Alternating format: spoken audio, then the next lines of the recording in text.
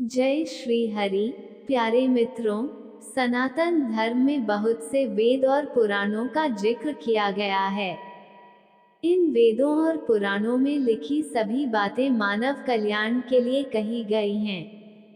गरुड़ पुराण को भी हिंदू धर्म में महापुराण की संज्ञा दी गई है। गरुड़ पुराण में कही सभी बातें स्वयं भगवान विष्णु ने अपने वाहन गरुड़ से कही हैं। उन बातों का विस्तार पूर्वक वर्णन ही गरुड़ पुराण में मौजूद है। मित्रों, सनातन धर्म में किसी की मृत्यु के बाद गरुड़ पुराण का पाठ करवाने की प्रथा है। मान्यता है कि गरुड़ पुराण के पाठ से मृत व्यक्ति की आत्मा को शांति मिलती है और वो मृत्यु के बाद भी सद्गति को प्राप्त करता है। वहीं उसके परिजनों को जीवन में सही तरह से कर्म करने की प्रेरणा मिलती है। गरुड़ पुराण सिर्फ मृत्यु और मृत्यु के बाद की स्थितियों का ही वर्णन नहीं करता। इसमें कुल 19,000 श्लोक हैं, जिनमें से 7,000 श्लोक में ज्ञान, धर्म, नीति, स्वर्ग, नरक और व्यवहारिक जीवन की तमाम बातें बताई गई हैं, जो लोगों को धर्म के रास्ते पर चलने के लिए प्रेरित करती हैं।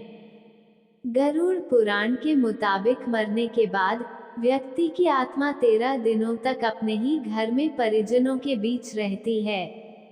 ऐसे में यदि उस आत्मा को गरुड़ पुराण को श्रवण करने का मौका मिले तो उसे शांति मिलती है और आत्मा को भूत प्रेत योनियों में भटकना नहीं पड़ता।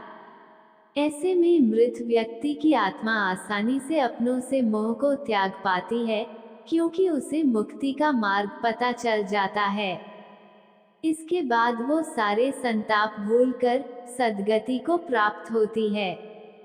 ऐसे में या तो वो पितरलोक में चली जाती है या उसे दूसरा जन्म मिल जाता है।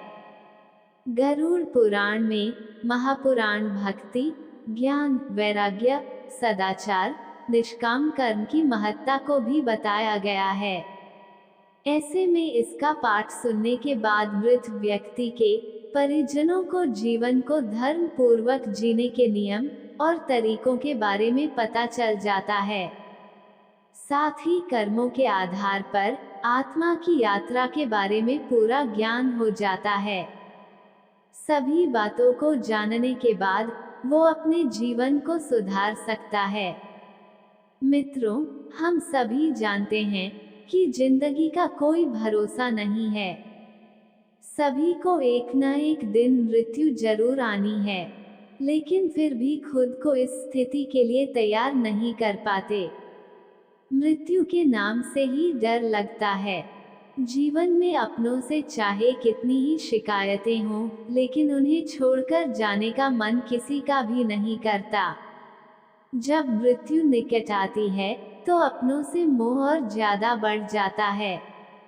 ऐसे में व्यक्ति अपने प्राण नहीं त्यागना चाहता, लेकिन जब उसे लगने लगता है कि अब उसका बच पाना मुश्किल है, तो वो अपनों से बहुत कुछ कहना चाहता है, लेकिन चाहकर भी वह कुछ बोल नहीं पाता।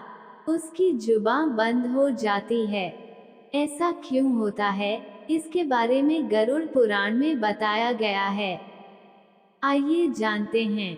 मित्रों, गरुड़ पुराण के मुताबिक जब मृत्यु की घड़ी निकट आती है तो यम के 2 दूत मरने वाले के प्राणों के सामने आकर खड़े हो जाते हैं। उनको देखकर व्यक्ति बुरी तरह से घबरा जाता है। उसको एहसास हो जाता है कि अब वो नहीं बचेगा। ऐसे में वो अपनों से बहुत कुछ कहना चाहता है, लेकिन बोल नहीं पाता, क्योंकि यमदूत यमपाश फेंककर शरीर से प्राण खींचने लगते हैं। ऐसे में उसके मुंह से घर घर की आवाज आती है और वो कुछ भी कह नहीं पाता। मित्रों, गरुड़ पुराण में कहा गया है कि जिस समय यमदूत व्यक्ति के शरीर से प्राण खींचते हैं, उस समय व्यक्ति की आंखों के सामने से जीवन की सारी घटनाएं एक एक करके तेजी से गुजरती हैं। यही उसका कर्म बन जाती हैं, जिनके आधार पर यमराज उसके प्राणों के साथ न्याय करते हैं। इसलिए कहा जाता है कि व्यक्ति को जीवन में अच्छे कर्म ही करने चाहिए, ताकि मरते समय वो अपने साथ उन्हीं कर्मों को लेकर जाए। भगवान श्री कृष्ण ने भी कहा है कि व्यक्ति को अपने कर्म करने चाहिए और मोह में नहीं फंसना चाहिए। लेकिन धरती पर आने के बाद ज्यादातर लोग मोह और मायाजाल में फंस जाते हैं। यदि इस मोह बंधन से निकल जाए तो उसे प्राण त्यागते समय ज्यादा कष्ट नहीं होता।